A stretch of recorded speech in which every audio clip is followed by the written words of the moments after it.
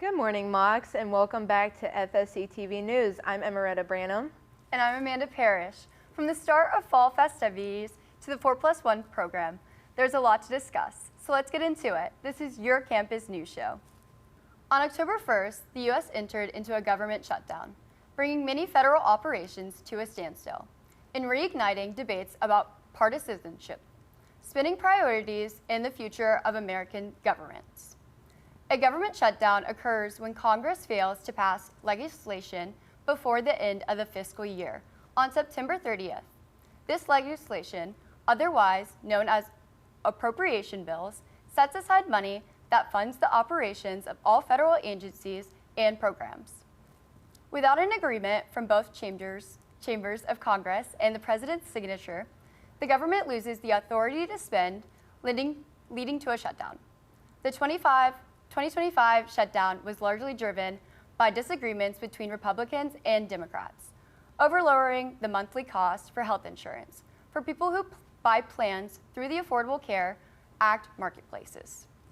Democrats are pushing for a permanent continuation of these premium tax credits and reversal of the Trump administration's cuts to Medicaid programs.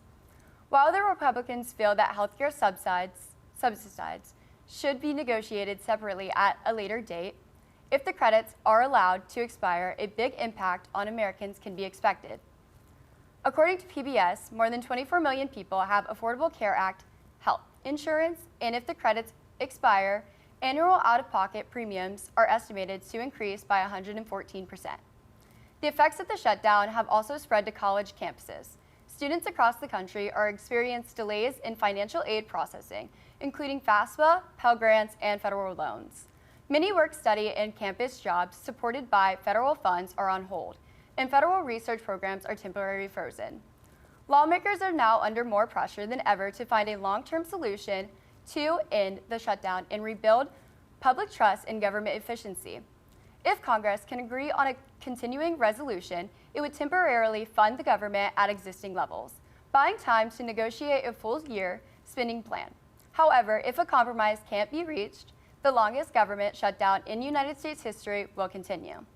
The 4+1 program is an accelerated graduate school program offered by the admissions office that enables students to get a jump start on their professional goals for a fraction of the cost. Students can begin taking graduate coursework while completing their bachelor's degree in order to finish both a bachelor's and master's degree in just 5 years. During the undergrad portion of the program, students can use their existing financial aid for their graduate level coursework. Once students complete their bachelor's degree and move fully into graduate school status, they'll be charged the graduate per credit hour rate. Many of the graduate programs also offer online or hybrid options, so students are not confined to staying in Lakeland. While the application process looks different for each program, students typically apply in the spring semester of their junior year since they have reached 93 credits. Those with a minimum of a 3.25 GPA often won't have to take an entrance exam to apply, but students should be prepared to submit supplemental information such as personal statement, resume, and a letter of recommendation. Students enrolled in these accelerated programs will work with both their undergrad advisor and a graduate facility advisor to complete their degree. Outside of academic advisors, students are also offered the support of financial aid to prepare for the transition into graduate pay structure. Several departments offer these programs, with there being a 4+1 MBA open to all majors, a Master of Education for education majors, a Major of Accounting for accounting students, and a 4+1 program in industrial organizational psychology. The program is continuing to grow and expand, with an accelerated master's in data analytics introduced this past fall and a Master of Public Administration accelerated program launching soon. For more information, you can schedule a meeting with your academic advisor and the admissions director in charge of your program of interest. My name is Gibbons, and this will be the weather for this week. It's getting cold out there, so For all you Northerners and you sports fans, bring out your large coats and your denim jeans. But for all you Floridians, bring out those big jackets and the mittens. It's going to be in the high of the 80s this week and low of the 60s. Obviously, it's Florida, so there's going to be some rain, and plan for that accordingly. Thank you, and back to you at the studio.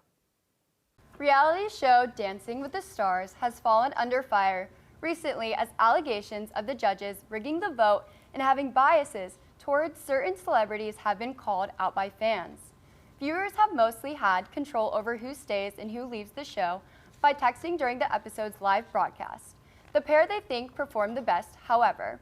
Longtime fans have grown skeptical over the voting processes, as groups have some had deemed to be performing really well would get kicked off, while some who wasn't receiving as many votes would stay on. The latest instance of this happened during the October 28th broadcast, where Jen Affleck and her partner, Jan Ravnik, were eliminated. Many viewers expressed their disappointment towards the producers and judges over their decision, as they found it to be unfair.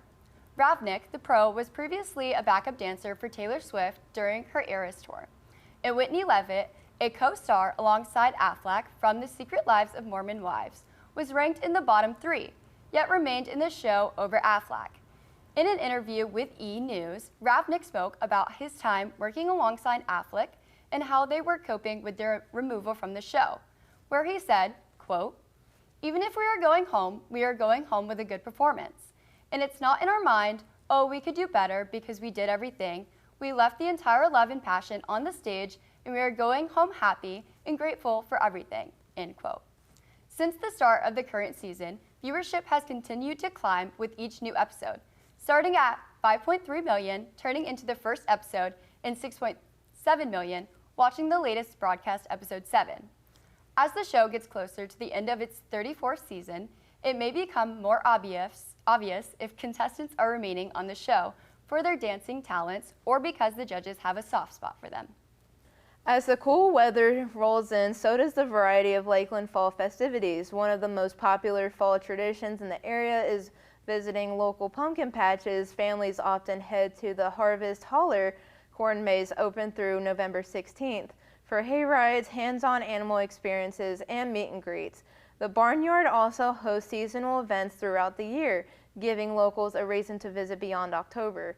Both spots capture the spirit of autumn and bring a touch of traditional fall charm to Central Florida. The community gatherings continue throughout November, with First Friday Cocoa Palooza happening on November 7th. This downtown event celebrates all things chocolate and features live music, sweet treats, and local vendors.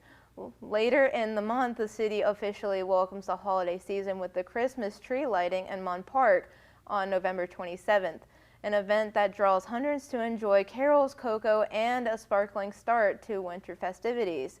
Nature lovers can also embrace the season by taking a walk around Lake Mirror or visiting Hollis Garden, where the milder weather invites outdoor picnics and long strolls. Whether you're carving pumpkins, exploring local markets, or joining the festivities downtown, there's always something happening to help you soak up the spirit of the season.